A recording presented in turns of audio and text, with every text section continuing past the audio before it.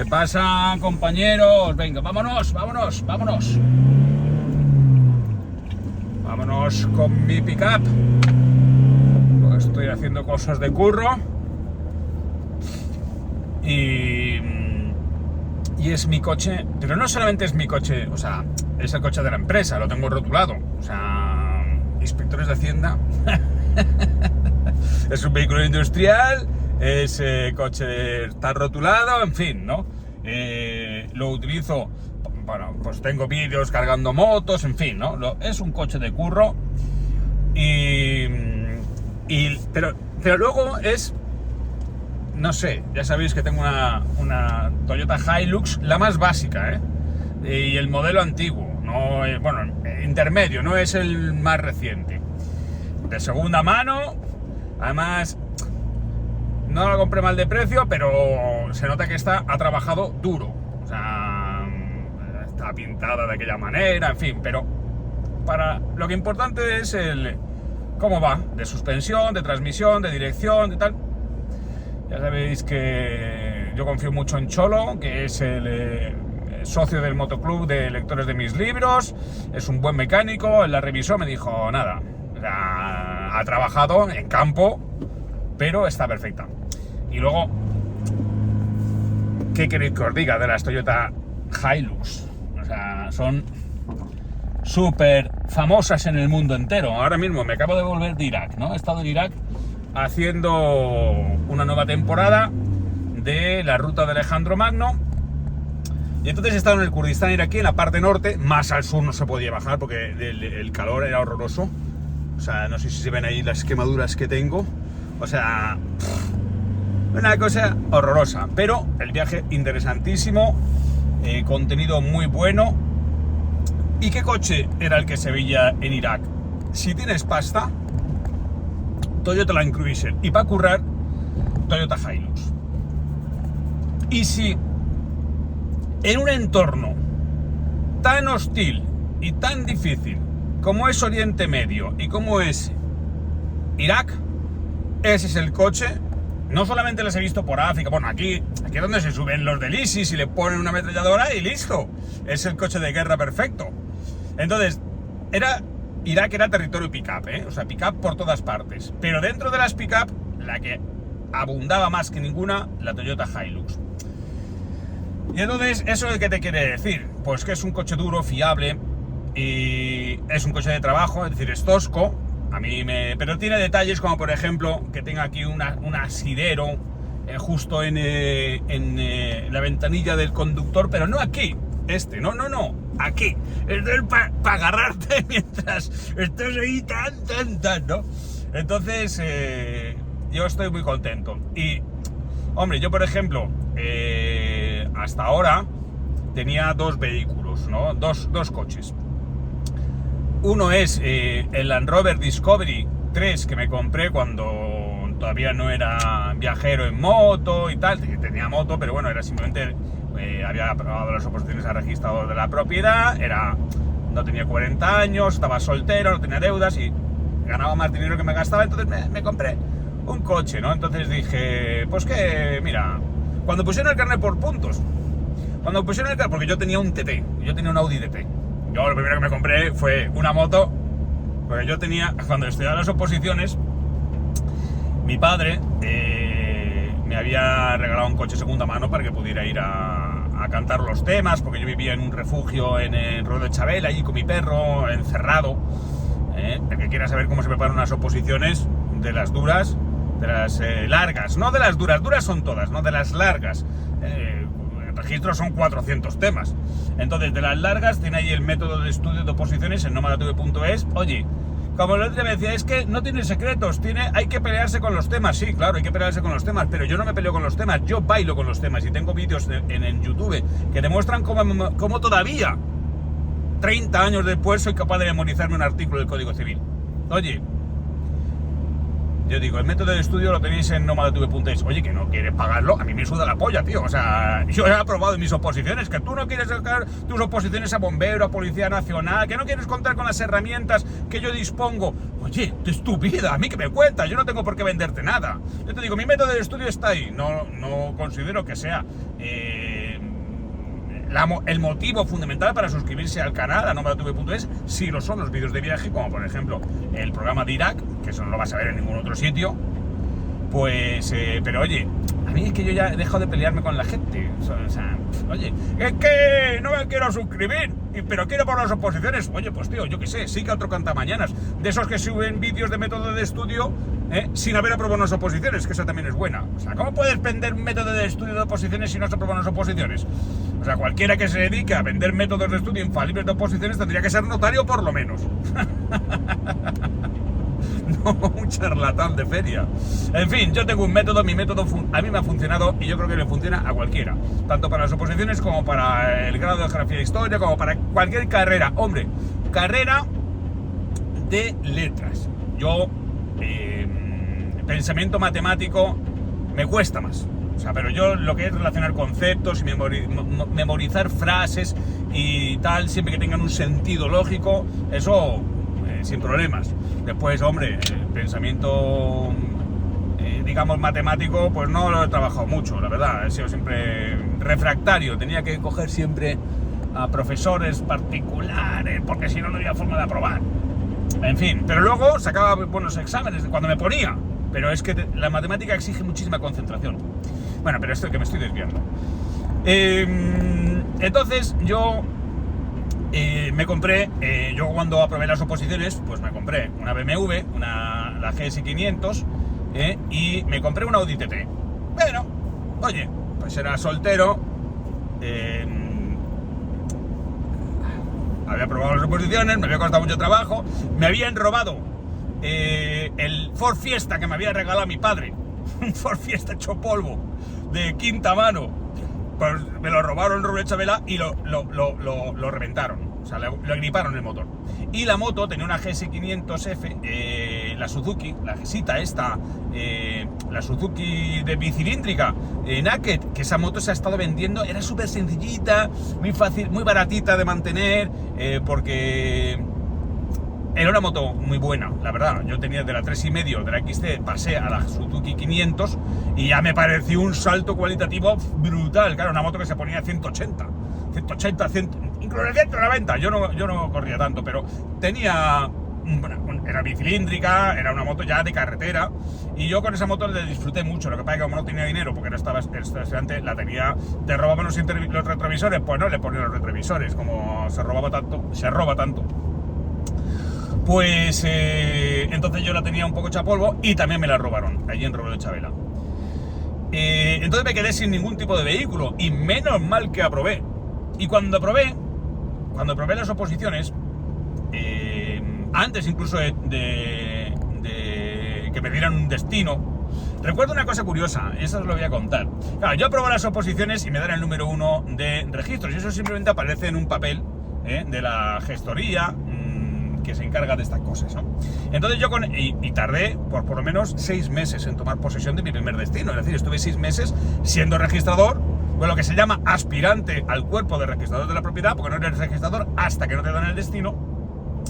Pues estuve 6 meses sabiendo además dónde iba a ir, porque yo era el número 1 en mi promoción y por tanto podía elegir el destino por delante de todos mis compañeros y yo ya sabía el destino. Yo me fui a Gijón.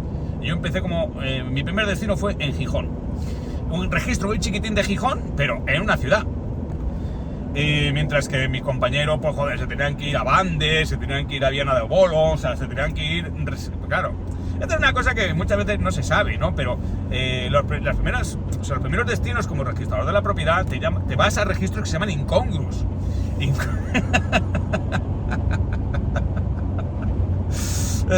Detalles buenos. A ver, ¿qué es un registro incongruo? Un registro incongruo es aquel que factura tan poco que el colegio de registradores tiene que pagar una congrua, y esa congrua puede ser de personal y de registrador. Entonces yo no me acuerdo entonces si el primer sueldo que te daban, si no ganabas, no sé si eran 1.500 o 2.000 euros en mi época, ¿no?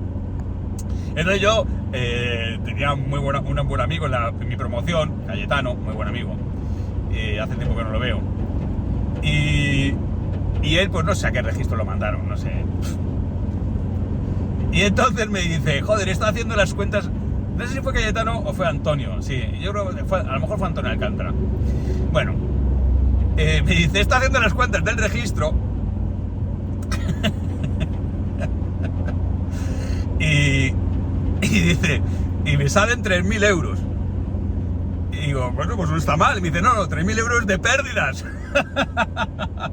Porque claro, hay que pagar la oficina, hay que pagar los sueldos, hay que pagar tal. Entonces, son registros tan malos que es una organización que se diseñó en el siglo XIX. Entonces se diseñó en función de los partidos judiciales. Entonces, hay pueblos donde hay muy poco tráfico inmobiliario, se venden muy pocas cosas, en la Galicia profunda, a veces donde no se ha inscrito la propiedad nunca, ¿sabes? Porque son fincas pequeñas, está muy fraccionado, la gente pues tenía rechazo a las escrituras, a los notarios, a los registros, ¿no? Entonces eran tiempos antiguos, entonces solamente en los términos municipales, digamos con amplio, o sea, con fincas rústicas, pues se empezó a acudir al registro de la propiedad por dos motivos. Uno fue por la reparcelación, es decir, cuando de repente la administración decide, bueno, vamos a coger todas estas fincas pequeñitas y las vamos a reunir en una finca de parcelación, de concentración, y te vamos a adjudicar a cambio de tus fincas pequeñitas una finca más grande. Entonces eso, claro, eso exigía que se inscribieran en el registro de la propiedad, pero no lo hacían entonces tanto los particulares, sino en la administración la que hacía eso. Es una operación muy sencilla, que es un poco lo que son los procedimientos urbanísticos actuales, ¿no? Con la junta de compensación y demás, ¿no? Es decir, tú coges un montón de parcelitas, las metes en una especie de batidora, jurídicamente disuelves toda la propiedad, todos los lindes, todo tal, y entonces después sacas un churro y ese churro lo partes y a cada propietario que aportó fincas inicialmente le entregas su parte del churro, una finca más grande, con unos linderos claros, con una cartografía clara, tal, ¿no? Eso se hizo mucho en España a partir después de la Guerra Civil, y todavía se sigue haciendo las concentraciones parcelarias. Eso es una cosa utilísima, la verdad, utilísima. Eso ha fomentado también la mejora de la renta agraria, de las explotaciones y bueno, en fin. Como veis, mira, os acabo de explicar un concepto jurídico básico de derecho hipotecario, con una metáfora que se me acaba de ocurrir, que es la de una churrería. Es decir, tú coges un montón de ingredientes, fincas, de parcelas, pequeñitas y tal, las metes en una... lo bates todo, sacas un churro nuevo y ese churro lo fraccionas y en función de lo que cada uno aportó. ¿Y entonces qué tiene que hacer la administración? Pues tiene que ponerse, si no está inscrito, tiene que ponerse a investigar los títulos de propiedad que tengan, las escrituras, contratos privados, en fin, Bueno, todo se facilita muchísimo más si eso está inscrito en el registro de la propiedad. ¿Cuál ha sido la segunda motivación que ha permitido que el registro de la propiedad sea una institución de éxito? Las hipotecas. Es decir, a partir del momento, pues claro, cuando se inició el derecho hipotecario, eso fue... porque la ley hipotecaria es anterior al Código Civil. En la ley hipotecaria la hicieron una serie de sabios muy listos, copiando la ley hipotecaria alemana, pero con particularidades propias españolas. Y el Código Civil tardó muchísimo más en promulgarse como consecuencia del conflicto con los foralistas. Siempre los foralistas reclamando lo suyo, tocando los huevos y por tanto dificultando el trabajo de codificación. Es decir, la ley hipotecaria de 1861 y el Código Civil se promulgó en 1889. Es una auténtica anomalía que tengas una ley sectorial antes que una ley general como es el Código Civil. Pero bueno, estas son cuestiones que a mí me parecen interesantes, a vosotros seguramente os parecerá una gilipollez.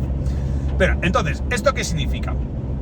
Significa que el registro de la propiedad nació como una institución que a nadie le importaba y que nadie creía en ella. O sea, y por tanto, por eso no se paga por el Estado, porque dijeron, esta gente, si quiere organizar un registro de propiedad, que se lo paguen ellos. Y así empezó.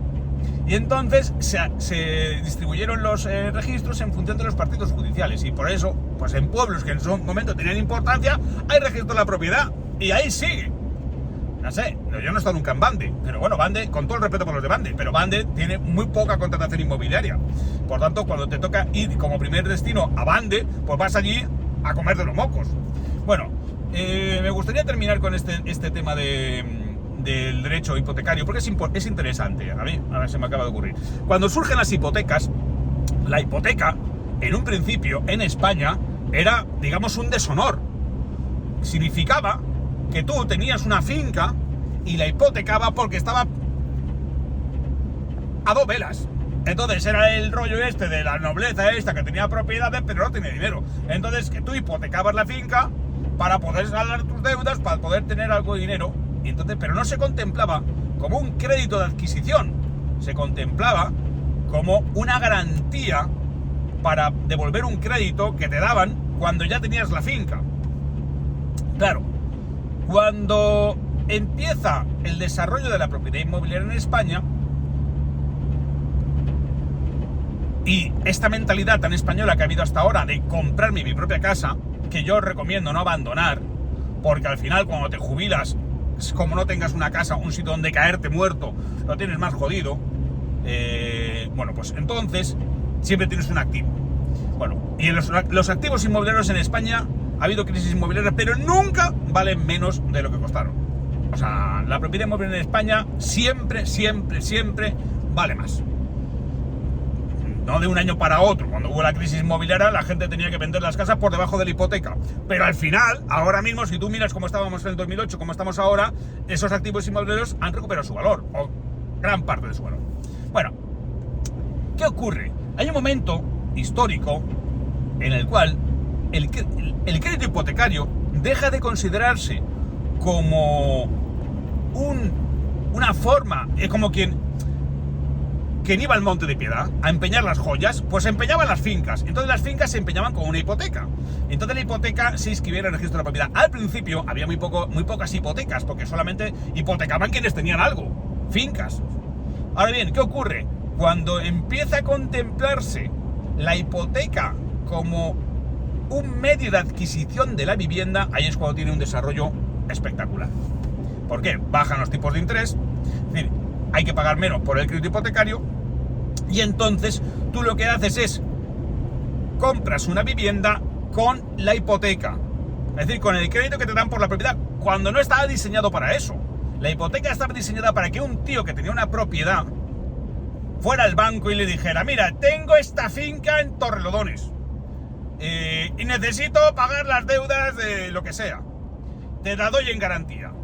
Y entonces tú sabías que si el banco si no devolvías la pasta al banco, se quedaban con tu finca.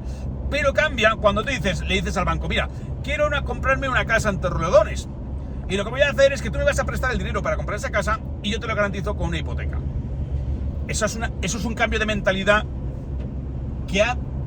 En fin, bueno, no sé, vosotros odiaréis los bancos, odiaréis a los registradores, odiaréis a los notarios, odiaréis todo, pero eso ha permitido un desarrollo del mercado inmobiliario y que haya un parque de viviendas inmobiliarias acojonante. Yo no sé, a mí cuando me dicen: es que antes te podías comprar una casa, o sea, bueno, es que antes los inmuebles costaban mucho menos, pero también es cierto que cualquier pareja antiguamente, pero no antiguamente, hace 30, 40 años, tenía que tener la entrada. O sea, sin entrada no te comprabas nada. O sea, no te podías comprar nada. Entonces, bueno, eso... Bueno, en fin. Bueno, está de más... No sé por qué os contar todo esto. En fin, al grano, iba hablando del coche. Estos vídeos son entretenidos, porque saltamos de tema en tema. Pues mira, os acabo de dar una clase de derecho hipotecario gratis y cojonuda. Bueno, entonces, ¿qué ocurre? Que cuando apruebas las oposiciones, te mandan un destino al cabo de tiempo. En ese momento, cuando yo me aprobé, pues tardé por lo menos 6 meses en tomar posesión de mi primer destino, que no era incongruo, era un buen destino, era de Gijón. Entonces, un requisito chiquitín de Gijón, pero oye, allí estuve, 3 años encantado, mientras que cuando los demás compañeros iban a un registro de estos de incongruos, tienes que estar 1 año, en cuanto pueden se iban, ¿no? Porque es que no ganaban dinero.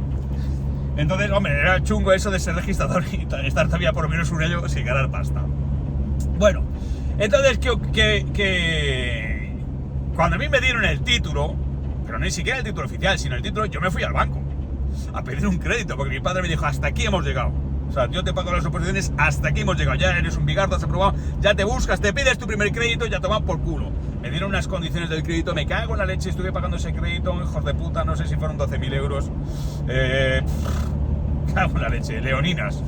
Pero también me fui a un concesionario BMW. De hecho, me fui a... ¿Cuál me fui? A Rolen. Y entonces les dije: quiero comprarme una moto. Y digo: tengo este papel que me dice que soy registrador de la propiedad. Y me mandaron a tomar por culo. Siempre me acordaré de que aquel concesionario estaba en el centro de Madrid. no me quiso vender una moto, porque no entendieron no entendieron, ni podían predecir, por supuesto, pero no entendieron las consecuencias, el significado de lo que significa, lo que suponía que un tío te entrara por la puerta con el título de registrador de la propiedad y te dijera que quiero una moto. O sea, no puede haber más garantía que esa. Pero no me vendieron la moto, no me la financiaron ni nada, ni lo tramitaron. O sea, me trataron como si estuviera chalado. La verdad que un poco chalado sí estaba, ¿no? Pero bueno, qué diferente hubiera sido la historia si me hubieran vendido aquella moto. Porque entonces probablemente mi trayectoria profesional después en el mundo de las motos me hubiera vinculado a ellos. Pero bueno, el caso es que también me compré en ese momento un MG. Pero los MGs que había entonces no eran la mierda china que hay ahora, con todo el respeto para los MGs, y para los que se compran un MG, porque son eléctricos y baratos. No, me compré un MG. Entonces era un coche británico que había recuperado la mítica marca MG, y entonces lo había comprado Robert, ¿no? Y entonces, en aquel momento, Robert fabricaba unos coches bastante decentes y tenía la versión deportiva. Y entonces el mío era el ZX, me parece. Era el pequeñito. Pero bueno, yo con aquel coche flipaba. Era un coche cojonudo, pequeñín, era el Robert 200, pero en plan con esteroides, muy deportivo, tiene una suspensión muy dura, muy bajito. O sea, yo me encantó, ¿no? Porque ya me pude comprar mi propio coche. Entonces, nada, ya cuando mejoró la cosa, pues ese coche me lo quité y entonces me compré un TT, un Audi TT. Que no es que fuera un super cochazo, en realidad no es más que el Golf GTI en plan bonito. Pero vamos, yo disfruté muchísimo ese coche, le hice muchísimos kilómetros, lo vendí para dar la vuelta al mundo moto. Pero entonces sacaron el carné por puntos y ya me habían quitado el carné durante un mes con el TT. Y entonces yo aproveché que me habían quitado el carné durante un mes para hacerme el Camino Santiago con mi madre. Me hice el camino asturiano, me hice el camino duro. Eso fue una experiencia espectacular porque aprovechando que yo no podía conducir y al resto tenía que conducir, pedí las vacaciones y entonces me fui con mi madre a hacer el Camino Santiago. Una experiencia, una historia, algo inolvidable. Porque el camino se hace andando en bici o a caballo, no se hace en moto. El camino en moto no es el camino. El camino es el camino. Hay que tener respeto al camino. El camino es el camino y el camino se hace por tus propios medios, andando, en bici o a caballo. En moto o en coche es otra cosa, es turismo, pero no es el camino. Bueno, entonces, cuando sacaron el carnet por puntos dije, hostia, me voy a comprar un coche que corra menos que el TT. Y entonces me compré un Discovery 3. Y como yo, la verdad, siempre he sido muy mirado para el dinero, es decir, en ese sentido tengo los pies, siempre soy valenciano, tengo los pies muy en la tierra. Entonces, el dinero y los cojones para las ocasiones. Pero mientras tanto, no gastamos más de la cuenta. Y entonces yo me compré el coche catalogado como industrial. Y entonces, pues bueno, tenía unas ventajas en el IVA y tal, pero me compré lo que yo consideraba un cochazo. Y la verdad, ha sido un cochazo porque me lo he llevado a todas partes. O sea, ha estado en Cabo Norte, ha estado en Irak, ha estado en Armenia, ha estado en Dakar, ha estado en Marruecos un montón de veces, ha estado en Rumanía, ha estado por todas partes. Es un coche overlander, total, y lo tengo equipado sin pijadas, pero vamos, hay que verlo. O sea, en el sentido de las cosas que tiene dentro. Yo ahí puedo vivir. Entonces, ¿pero qué ocurre? Si yo hubiera sabido lo que sé ahora, yo no me hubiera comprado un Land Rover. Es bonito, pero me hubiera comprado un Land Cruiser. Me hubiera comprado un Land Cruiser. Porque en ese momento que quería un SUV, quería un coche, un todoterreno, pero bueno, de gama alta, pues entonces me hubiera comprado un Land Cruiser en lugar de un Land Rover. Bueno, pues porque ahora después, con la experiencia que tengo viajando por el mundo, me doy cuenta que lo que ves por ahí son Land Cruiser y no Land Rover. Los Land Rover, los únicos que ves, bueno, salvo que vayas al Sáhara, que vas a ir un montón de todavía de Santanas, utilizados por los locales, los Land Rover que tú ves por ahí son exclusivamente Overlanders, que van pijeando con sus Defender, pero que cualquier furgonetilla de un país tal te hace lo mismo. Entonces, allí un local tú no ves Land Rover. O sea, en Irak tú no ves Land Rover. En África tú no ves Land Rover. Tú lo que ves son Land Cruiser. El Land Cruiser o el Prado, que es lo mismo, pero más grande. Entonces, y yo si hubiera sabido lo que sé ahora, pues me habría comprado un Land Cruiser. Y ahora, hombre, el Discovery que he hecho, como el Discovery ya está fallando por todas partes, pero sigue andando, eso lo he sacado de España, no piensa circular, no lo pienso traer a España más. Va a ser un coche overland, total. O sea, ahora mismo está en Georgia y entonces lo estoy usando para hacer los programas, porque para eso lo utilicé, un coche de trabajo. O sea, pero yo no lo vendí, porque yo, por ejemplo, yo pedí dos excedencias, ¿no? Yo pedí la primera excedencia en el año 2008 y el año 2010, el 2009, final de 2009, regresé porque me había quedado sin pasta. Y entonces dije, hostia, voy a ahorrar toda la pasta que pueda para dar la vuelta al mundo. Y entonces en el año 2010, después de haber estado un año trabajando, pedí de nuevo la excedencia. Y entonces vendí todo lo que tenía. O sea, dejé mi apartamento, vendí motos que tenía, vendí el TT, pero el Land Rover no lo vendí, porque me dije, cuando vuelva, como voy a dejar el registro, no voy a ganar dinero, cuando vuelva igual me hace falta un coche, y probablemente por lo que me den por este coche no pueda comprarme un coche similar. Y entonces decidí mantener el coche y se lo di a mi madre y dije, guárdalo, tenemos un chalet en Denia, dije, guárdalo en el chalet y ya lo recuperaré. Y efectivamente, cuando regresé 2 años después de dar la vuelta al mundo, lo recuperé. Lo llevé a una revisión, arrancó, tal, no sé cuántos, y entonces lo utilicé para hacer el programa de televisión. ¿Cómo le llaman? Es un Land Romper. Pues la verdad, un poco Land Romper sí es, porque no me ha dejado tirado en viajes. Mira que me lo he llevado a partes, pero por ejemplo cuando volvió de Cabo Norte, pues ya llegó de milagro a España, ya tuve que cambiarle no sé qué. Cuando me fui a Marruecos a hacer, yo recomiendo el programa, se llama Rompiendo la Cuarta Pared. Por cierto, ayer hice un vídeo que se llama Vergonzosa confesión de famoso. Para mí, mira que ese es un vídeo que va a tocar los huevos a mucha gente, pues para mí es uno de los mejores vídeos que he hecho, porque fue por la mañana, estaba todavía medio dormido y di unas opiniones tan sinceras que yo lo he visto y digo, coño, mira que me he sincerado, porque luego el final, la parte final del vídeo es una confesión profundísima, que sin embargo pasa desapercibida, pero para mí, digo, hostia, tío, ¿cómo te sinceraste ahí? Pues para mí ese vídeo es cristalino sobre mis opiniones de las redes sociales, de los haters, de salir en la televisión, de la fama y de mi actividad como viajero, como aventurero y como escritor y como productor de televisión. Flipante que haya dicho las cosas que dije en ese vídeo. Vergonzosa confesión de famoso. Buscadlo, es el vídeo anterior a este. A mí me pareció impresionante, me he quedado alucinado. Lo he tenido que ver 2 veces para decir, joder, tío, y no pienso borrarlo. Y yo sé que va a tocar los huevos muchísimo, porque claro, a la gente le molesta que le digan ciertas cosas.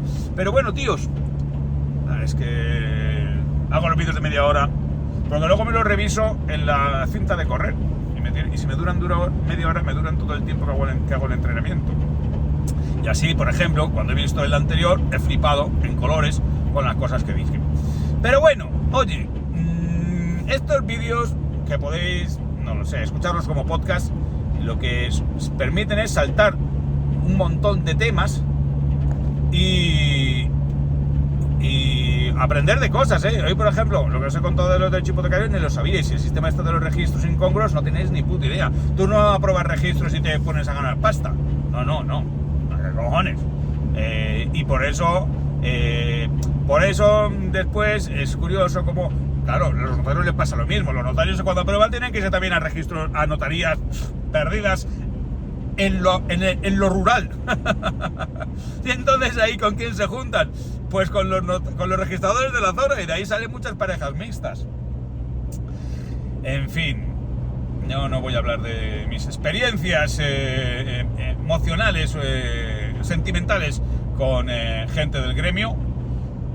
Alguna hubo en su momento, pero bueno, yo qué sé. La verdad es que también cuando pruebas es un momento muy bonito. Después ya llegas a una mesa, joder, tú pasas de estudiar como un cabrón y de repente te dicen ya esto se ha terminado y ahora puedes vivir. Entonces es un momento súper festivo, de súper emoción, te tomas el trabajo súper en serio y tal. Es un momento bonito. Luego ya, ¿qué es lo que me pasó a mí? Dices, hostia, ¿esto ya va a ser así el resto de mi vida? Pues a mí no me parece esto muy interesante. Yo quiero hacer otras cosas y por eso me dediqué a los viajes de moto. Y mire, ya para terminar, hoy por ejemplo he ido al gimnasio y estaba sentado al lado de un tío en el vestuario y el tío llevaba ahí un tatuaje en la espalda, no sé qué. Y yo pensaba, joder, yo tengo en la espalda tengo un tatuaje de mi vuelta al mundo, de la primera vuelta al mundo que di en el año 2009. O sea, cuando hice Samarcanda, cuando fui a Ciudad del Cabo, en fin, mi primer gran viaje, 1.000.000 de piedras, la emoción del nómada. Y dije, yo me hice en ese momento un tatuaje de la bola del mundo y una moto recorriendo con esas ciudades y las fechas. Y dije, yo desde que me puse ese tatuaje siempre me he sentido diferente. Y esto es lo más bonito, porque mira, a mí ser registrador de la propiedad me ha tranquilizado desde el punto de vista material. Sin embargo, desde el punto de vista emocional, desde el punto de vista moral, a mí lo que me da la tranquilidad es haber sido capaz de dar la vuelta al mundo en solitario, de haber cruzado África en solitario, de haber hecho todos esos viajes y haberlos hecho no ahora, que ya soy, digamos, un trabajador de esto, ¿no? Sino en ese momento, cuando era mucho más joven, no tenía experiencia. Y a partir de ese momento, cuando yo hice esos viajes, desde ese instante, yo volví de África y volví de Asia Central con una confianza en mí mismo, o sea, me da igual las circunstancias exteriores o dónde esté. Yo pienso, hostia, lo que he visto, lo que he vivido, cómo he reaccionado, me da una gran tranquilidad y una gran satisfacción y un gran estar a gusto de mi piel. O sea, me gané, gracias a esos viajes, cuando no me conocía a nadie, cuando era todo difícil, cuando no sabía nada, me gané el aplauso de mí mismo. Me gané el decirme a mí mismo, eres el tío que te hubiera gustado ser. Y entonces eso hace que yo, por ejemplo, vea el tatuaje y digo, ese tatuaje no significa absolutamente nada. Significa que has sido un tatuador y que te has hecho ahí, has pagado porque te pintarrajé en la espalda. Yo tengo un tatuaje mucho más modesto, pero ese tatuaje es quien soy yo, me lo he ganado. Es como los aros olímpicos. Quien participa en las Olimpiadas y se tatúa los aros olímpicos tiene derecho a llevar esos aros olímpicos. Y esos aros olímpicos le retratan como atleta olímpico. Con haber ido una vez a las Olimpiadas ya eres atleta olímpico. Eres un atleta distinto a todos los demás. Quien se tatúa los aros olímpicos sin haber ido a los aros olímpicos es un puto farsante. En fin, muchachos, estas son mis opiniones polémicas, pero gratis para YouTube. Espero que les disfrutéis.